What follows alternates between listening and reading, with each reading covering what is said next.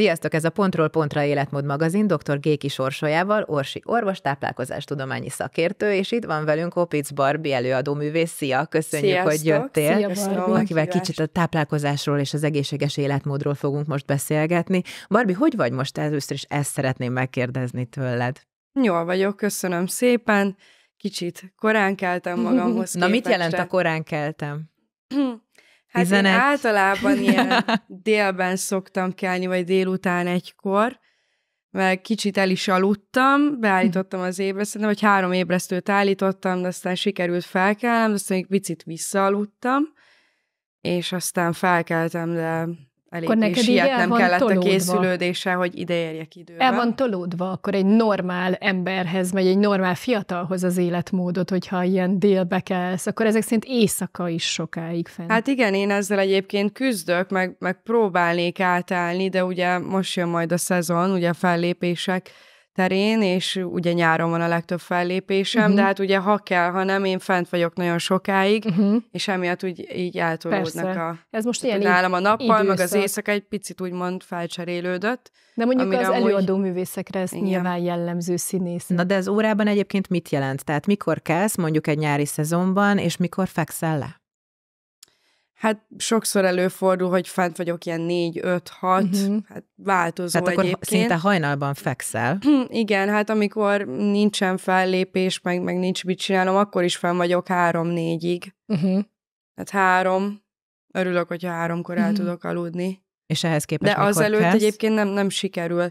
Hát mondom, ilyen délután 1, de van, hogy nappal még nem érzem annyira magam fitnek, és hogy esetleg nincs dolga, akkor visszaalszom délután.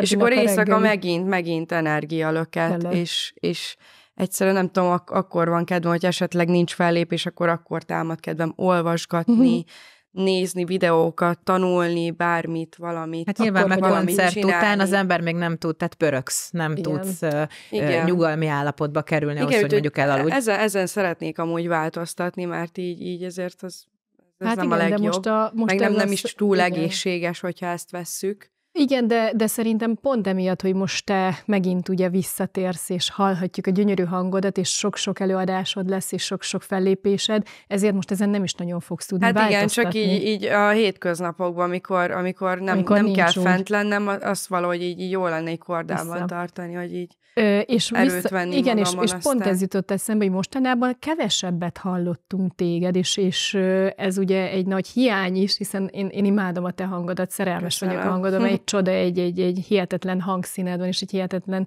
hangod, de hogy most akkor az a koncepció, ugye, hogy újra és újra fogunk hallani, és jönnek esetleg új dalaid is ki, ugye?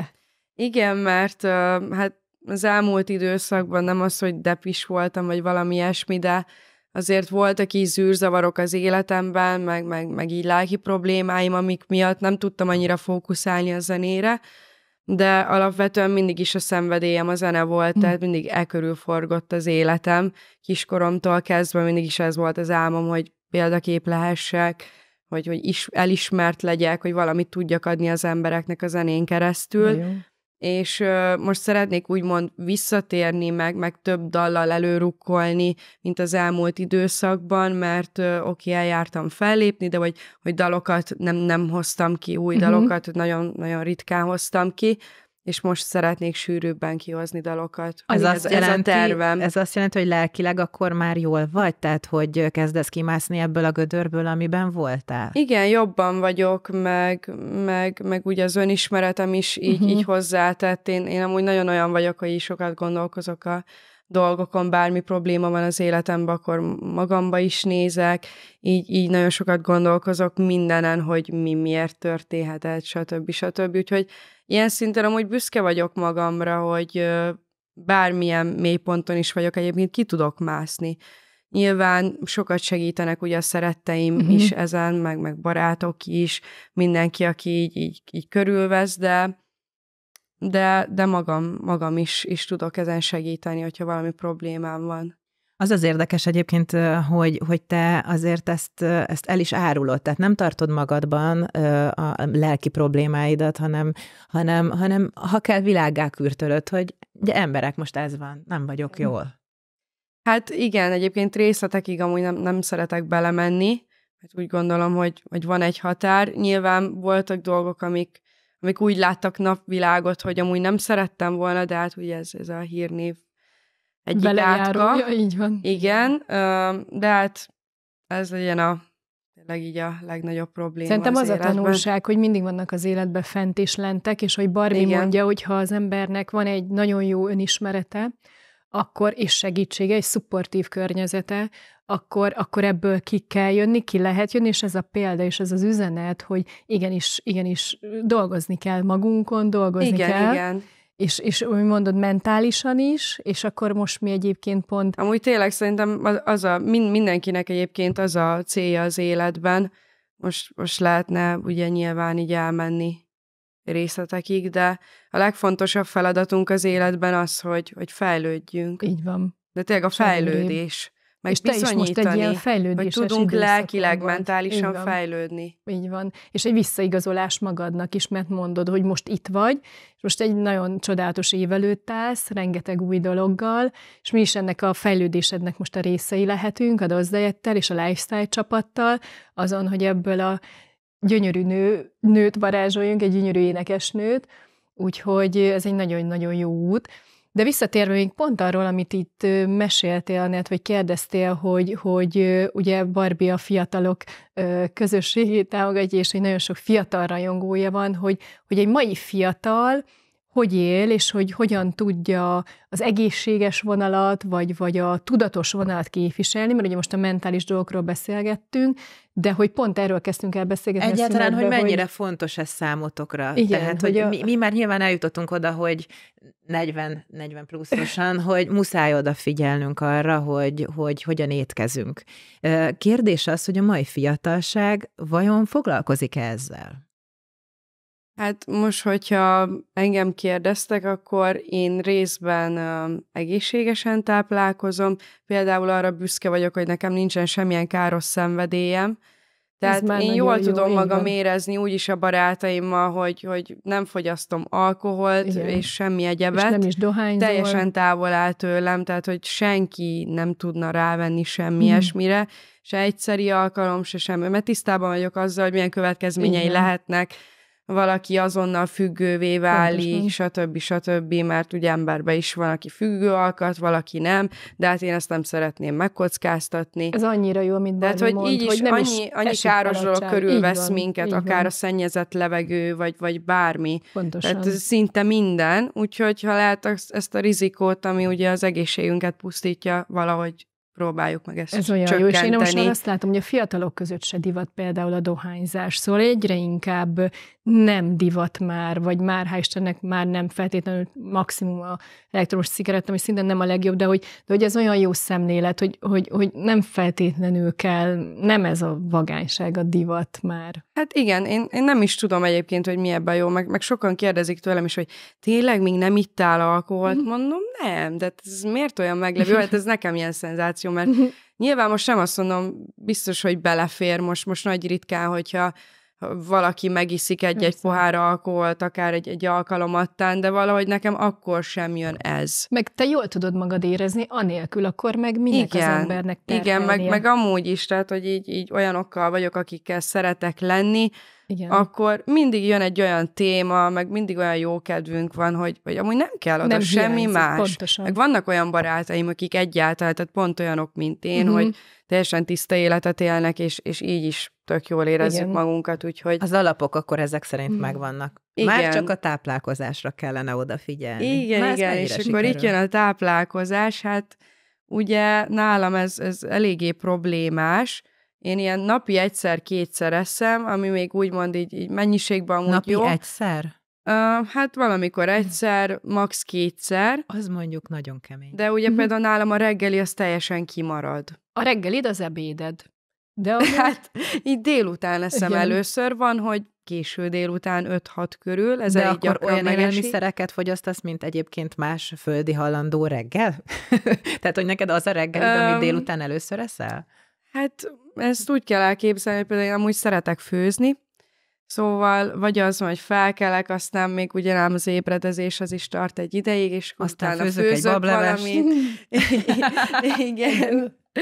Szóval amúgy nem, de hogy nem reggelinek való táplálkozás megy délután, hanem ugyanúgy ilyen ebédszerű, vacsoraszerű, vagy főzök, vagy rendelek valamit. De amúgy, amit most Barbie mond, ez egy nagyon fontos üzenet, már hogy nem az, hogy délbe kelünk, de hogy képzeljétek el, hogy a legrosszabb étkezések a reggelre választott étkezéseink. Pedig az és a legfontosabb. És az Barbie ki, hogy te ezt ártalszol. Jó, így szóval, van. hogy ez nem így fontos. Van, így van. De tényleg amúgy? Így van, mert ugye reggelire általában mindig cukrosat eszünk, gabonapelyhet, kakaós csigát, édeset, palacsintát, stb. És a gabonapelyhely az nem. Hát ugye az is baj, hogy sok cukrot tartalmaz, gyorsan most felviszi. rákérdezett, szóval ezek szerint a gabonapehelybe hogy reggel nagyon érzékeny akkor a szervezet, úgy igen, és ugye a reggeli cukorsok a legrosszabb, ugye elindítja ezt az óriási nagy inzulintermelés, stb. Tehát, hogy mindig azt szoktuk javasolni, hogy ha reggeli is van, akkor inkább egy ilyen sós, és képzeljétek el, hogy a legjobb mondjuk egy vacsora maradékot, vagy egy ebéd maradékot megreggelizni, mert ugye azok fehérje, saláta, stb. A tojás amúgy egy superfood, szerintem az nagyon jó reggelire is, de hogy egyebekben meg nem jó a sok édes reggeli, de sőt, most már egyre inkább azt javasoljuk, ugye ez az időablakos evés, nem is baj, ha nincs reggeli. Tehát kezdenek megdőlni ezek a nagyon nagy tévhitek. Az időablakos étkezésnek ugye az a lényege, hogy 16 órán keresztül. Lehet ezt tolni, 12, 11, 15, 18, mindegy, hogy nem. Tolod? Hát igen, ugye mindig fokozatosan szoktuk javasolni, tehát mondjuk este 7-kor eszünk utoljára, akkor a reggel 7 az a 12 órás időablak, de a legjobb az lenne, hogyha 18, tehát akkor mit tudom én, dél 2 körül. De hogy te ezt hogy tologatod, az kvázi mindegy. Mindegy, de a hosszú távú siker mindig a fokozatosság, tehát hogy minél inkább fokozatosan kezdjük kitolni, tehát hogyha elkezdjük mondjuk este ettünk utoljára, és a reggeli étkezést ki szeretnénk tolni, akkor akár 2-3 naponta tolunk egy-egy órát, vagy az óvatosabbak hetente. Tehát, hogy ha eddig reggel 7-kor reggeliztünk, most pár napig reggel 8-kor, és szépen egy-két pár hét alatt eljutunk oda, hogy akár dél vagy 2-kor fogunk először enni, és nem lesz ez a nagy éhségérzet. Így akkor este is lehet fogyasztani, ugye? Különféle ételeket, hogyha utána kihagyom azt a bizonyos 16 órát. Ez mondjuk érdekes. A csokira gondolsz? Most azért kérdezem, mert hogy a Barbie esetén ez akkor megvan. Így van. Hiszen ha délután eszel először, és utána mondjuk pörögsz hajnal 6-ig, és akkor addig fogyasztja úgy ezen belül az időkorláton belül az ételt. Barbinál az van, ugye el van csúszva, és a pihenés is fontos. Tehát az, hogyha este 10-kor, 11-kor te lefekszel, és van egy 8 órás alvási periódusod, és utána a felébredés után még nem eszel, vagy 5-6 óráig, akkor tud ez a nagyon jó regenerációs folyamat lezajlani. Tehát itt az is fontos, hogy mennyi van pihenés, és mennyi van a pihenés utáni aktív időszakban nem evés. Tehát, hogy azt is bele kell kalkulálni. És ugye egy normál halandó, aki este lefekszik, este 10-11-kor, és nem a reggelivel kezd, hanem mondjuk egy ebéddel, egy késői ebéddel, ott megvan ez az időszak. Nagyon jól. És így viszont ez nem ad arra felhatalmazási jogot, hogy hajnal 2-kor még ehess, mert akkor megint az időablakba beleesve megszegtük. Tehát ez az este 6-7-kor evés, és utána a délután dél 2, nagyon jó. A másik opció, amit most Barbie is mondott, hogy egyszer eszik egy nap, tehát hogy mondjuk leredukálni az étkezéseknek a sorozatát, és hogyha például lenne olyan nap, amikor, hogy például csak egy egyszeri evés, vagy netán egy olyan nap, hogy aznap egy ilyen lébőjtös evés, tehát hogy folyadékkal visszük be aznap a teljes mennyiségű táplálékot, az is már egy megkönnyebbülés tud a szervezetnek lenni. Fellépések előtt egyébként nagyjából mikor szoktál enni? Fellépés előtt, hát olyankor általában vagy egy benzinkutas hotdog, na igen, vagy chips, vagy csoki. igen. Egyébként a csokit nem lehet éneklés előtt enni, mert hogy megtapad a hangszalag, akkor nem. De egyébként engem ez soha nem hátráltatott, meg nem is figyeltem. Neki kifejezetten fűszereset is, meg csokit is, szóval így ezekre én nem figyeltem oda, hogy most úristen éneklés előtt mit tehát szabad. nagyon enni nem szoktál, tehát nem akkor fogyasztod el a töltött káposztát? Nem. Sőt, például fellépés után nem tudok enni. Tehát, hogyha azelőtt amúgy nem ettem például, akkor sem vagyok éhes. Fellépés után soha.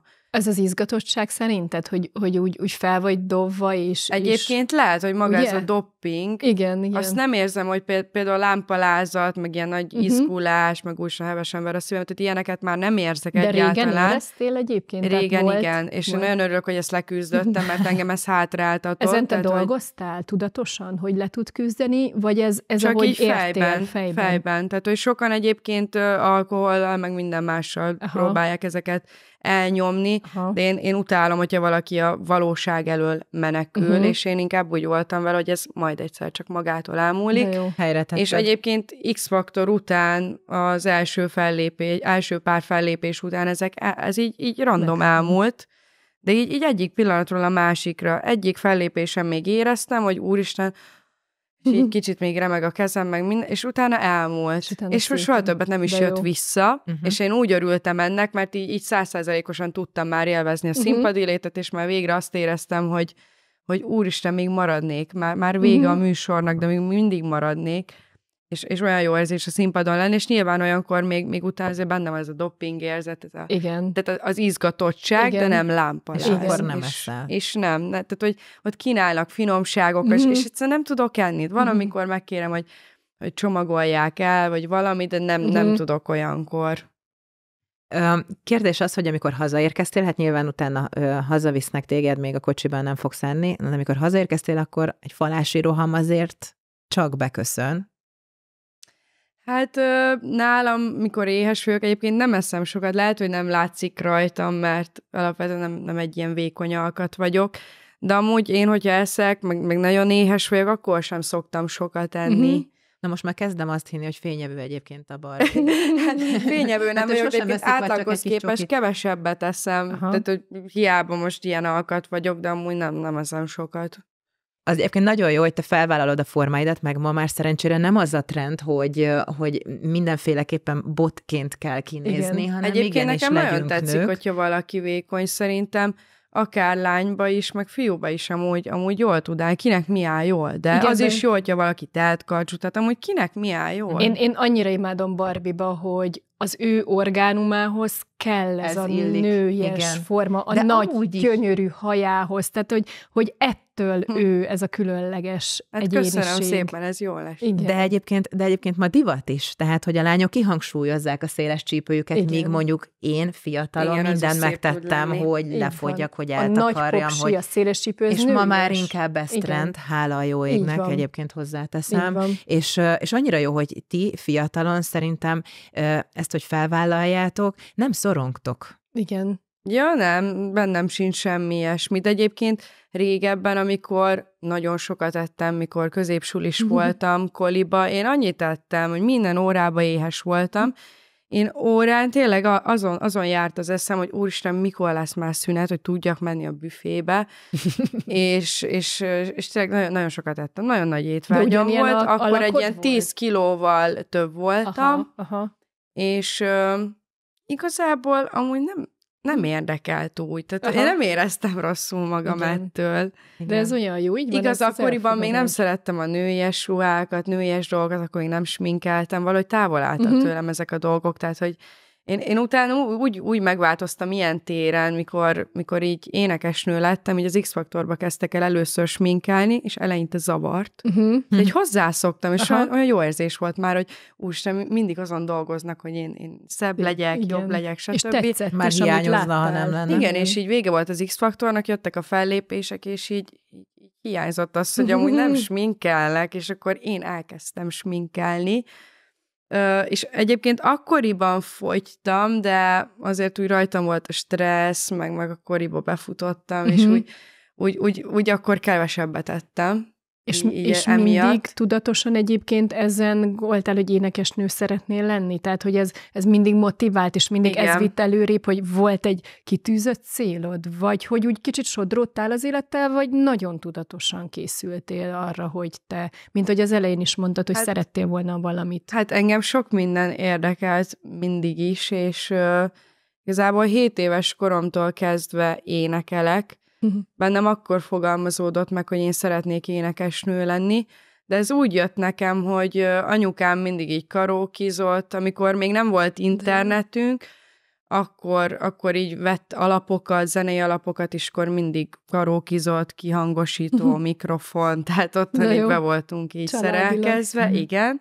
Apukám meg ugye gitározott, mindig is neki ez a hobbija, és így alapvetően így a zenében nőttem fel. Most hogy ők nem vitték így komolyabb szintre, meg nem volt komolyabb céljuk vele, de úgy ebben nőttem fel, ezt hallottam, és én is elkezdtem énekelgetni. Meg ugye zongorázni tanultam 10 évig, tehát hogy mindig így a zene körül forgott úgy minden, és ugye az első énekversenyem az első osztályos koromban általánosban egy Ki mit tud volt, amit megnyertem, és én akkor annyira elhittem, hogy úristen, nekem ezzel kell foglalkoznom. Kaptál egy nagyon jó löketet, motivációt. Igen, tehát ez egy sulis Ki mit tud volt, de ez nekem az nagyon nagy motiváció volt, pláne, hogy utána mindig felkértek, hogy lépjek fel ezeken a sulis ünnepségeken, aztán már falunapokon is fellépettem ott a környéken 1-2 dallal, és nekem így meg volt minden örömöm. Aztán volt az, hogy megnyertem egy megyei énekversenyt, a Szatmár hangját, aztán voltam Ukrajnában is egy nemzetközi énekversenyen, ahol amúgy kifejezetten nagyon tehetséges énekesek voltak, és ott 2. helyezést értem el, és ezek mindig így erősítettek, és így egyre inkább bennem volt az érzés, hogy akkor miért ne próbálhatnék meg egy X-faktort. És ja, amúgy. De emellett egyébként több minden érdekelt, meg ugye én színjeles tanuló voltam. Én bennem mindig megvolt ez hát maximalista voltam mindig is, és így ki akartam tűnni a tanulásban is, meg ugye a zenében is, akár zongorában, táncban, énekben, tehát mindig akartam valamiben több lenni, különlegesebb lenni a többieknél. Mindig bennem volt egy ilyen bizonyítási vágy, hogy mindig szerettem volna elismerést, meg nem tudom, és én ezért egyébként tettem is, tehát, hogy a tanulásról volt szó, akkor tanultam, amennyit kellett ahhoz, hogy maximálisan teljesítsek, és ugye zenében is, és például, hogyha az éneklést vesszük, akkor, hogyha szabadidőm volt, akkor ilyen megállás nélkül 3-4 óra hosszákat is képes voltam gyakorolni, egészen addig, amíg el nem ment a hangom, tehát, hogy bár ez nem egy ilyen helyes hangképzés, bár nem ártottam vele magamnak, de mindig feszegettem a határaimat, mert mindig az volt bennem, hogy minél gyorsabban fejlődjek, hogy minél hamarabb elérjem azt, amit szeretnék. Te beleszólsz a szövegbe, hogy milyen szöveget írjanak neked, vagy miről énekelj, ha ennyire tudatos vagy? Igen, tehát hogyha írnak nekem szöveget, vagy én írok szöveget, akkor igen, amúgy fontos az aktualitás is, mert akkor tud benne lenni ugye igazán az a töltet, az az érzelmi töltet, ami úgymond ad egy plusz kisugárzást a dalnak. Akkor te benne vagy a dalaidban? Tehát a te gondolataid benne vannak a dalaidban? Igen, meg most már ugye az a tervem, most már 1-től 1-ig minden dalt én szeretnék írni. Akkor most már csak téged fogunk a dalokban. Igen, pont ezt akartam, amikor egymás szavába vágtunk, hogy akkor mik a jövőbeni céljaid. Ugye beszéltünk a múltról, tudjuk, hogy most hol tartasz, akkor végül is ezt már előirányoztad azzal, hogy szeretnél te írni dalokat, de hogy látod magad 10 év múlva? Hát 10 év múlva ugye 34 éves leszek, ami még egy tök jó kor, úgyhogy 10 év múlva is ebben a szakmában... 35-6-ig. Ebben a szakmában látom magam 10 év múlva is, de nyilván így szinteket megugorva.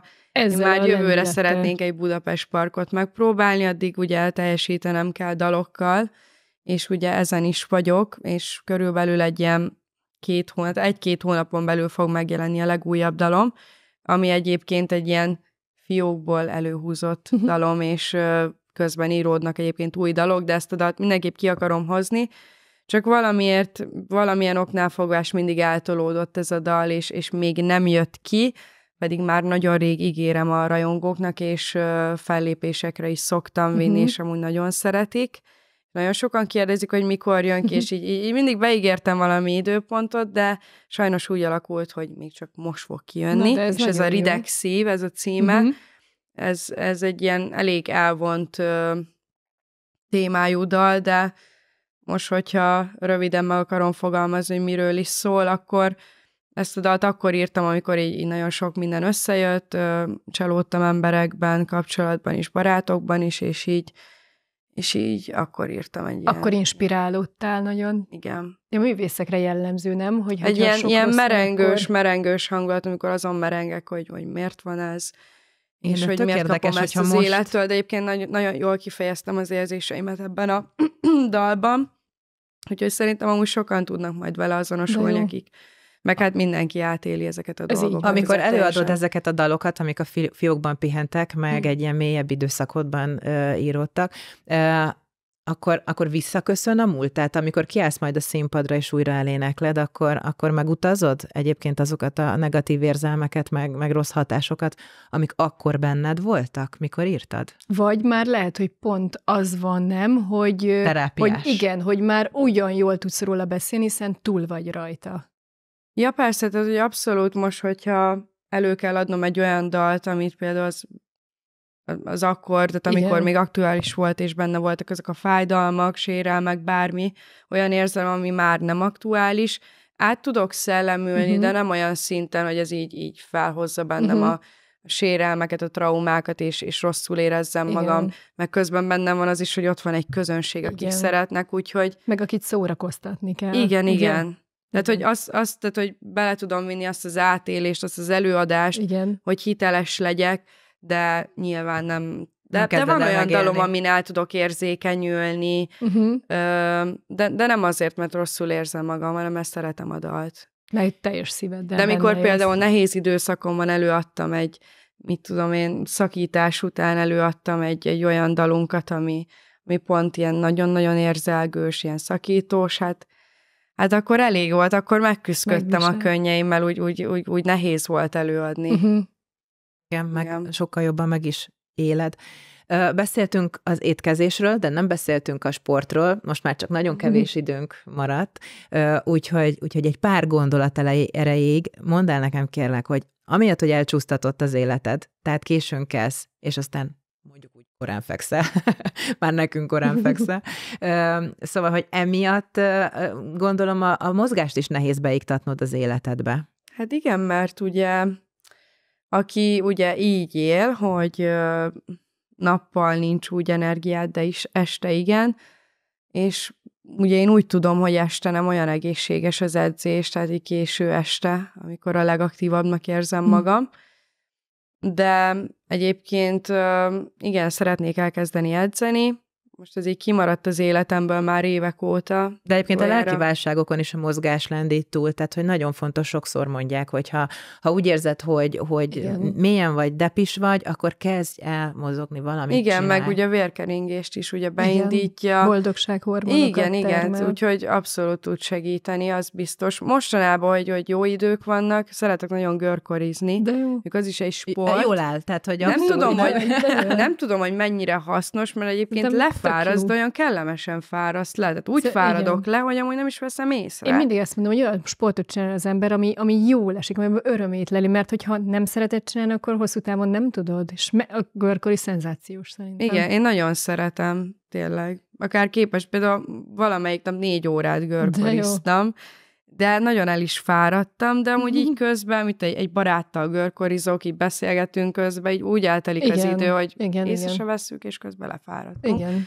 Úgyhogy remélem ez is hasznos, de egyébként így tervben majd szeretnénk majd konditerembe eljárni. Meg amúgy én régen tanultam táncolni, úgyhogy abszolút amúgy mindenkit arra tudok biztatni, hogy a mozgás az nagyon fontos, és mentálisan is hozzátesz az ember. Elég sokat. Tehát senki ne csodálkozzon, ha esetleg hajnal 4 tájban Opic Barbival találkozik, görkorival a lábán, te akkor sportolsz. Hát igen. Mondtad, hogy az étkezésre helyel közzel odafigyelsz, de hogy milyen minőségű élelmiszereket viszel be, hogy milyen vitaminokat viszel be, az fontos számodra? Például, igen, ilyen téren egyébként odafigyelek arra, hogy ezzel a vitaminbevitel meglegyen, elég sokféle vitamint szedek, hát például D-vitamin, B, K2, króm, szelén, cink, tehát hogy többfélét és ez megfelelő elosztásban? Tehát az sem mindegy, ugye, hogy igen, az sem mindegy, mert például a D-vitaminhoz kell a K2, meg ugye valamilyen olajat bevinni, hogy hát az is felszívódjon, hogy igen, hogy ezek hasznosuljanak. Ezekre nyilván odafigyelek, nem mindegy, hogy mikor veszük be, meg mivel. Úgyhogy abszolút, úgyhogy ez nagyon fontos. Szerintem nagyon sokat hozzá tud tenni az egészségünkhöz. Nyilván nagyon fontos az, hogy természetesen például gyümölcsleveket is iszom. Annyira nem szeretem az ízüket, mert nem vagyok egy gyümölcslé-párti, de a vitamin miatt viszont megiszom. De mondtad a teákat is, ugye? Igen, például gyógyteákat is fogyasztom, igen. Például csalánteát iszom mostanában, de változó, hogy miket, mikor, mit. És szerintem ez is így hosszú távon, igen. Hogyha minden nap valamit fogyasztasz, ami egészséges, az úgy érvényesül, úgy hasznosul.